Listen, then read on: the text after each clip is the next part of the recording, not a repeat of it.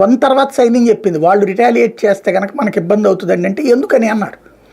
ఇట్లా ఆయుధాలు మన దగ్గర ఉన్నాయన్నీ ఓల్డ్ ఇవ్వండి అంటే అప్పటి నుంచి ప్రొక్యూర్మెంట్ బిగిన్ చేశారు. 2018 నుంచి విపరీతంగా ప్రొక్యూర్ చేశారు.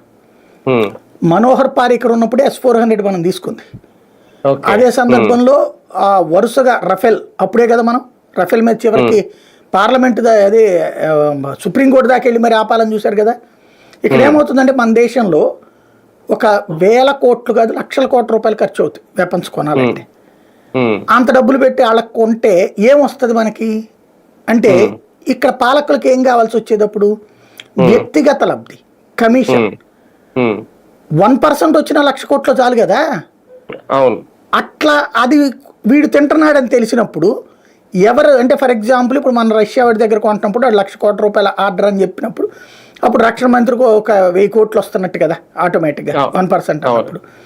ఇదే పార్టీలో ఉన్నటువంటి ఇంకొకటికి అక్కడ అంటే ఈ రష్యా వాడి దగ్గర నుంచి కొంటున్నాడు కాబట్టి అమెరికాకి సంబంధించిన కంపెనీ వాడు ఇదిగో వీడు ఎంత తినేస్తున్నాడు అని చెప్పి చెప్తాడు.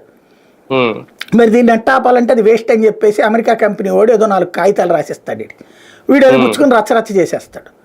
దాంతో అది కొనం మనం.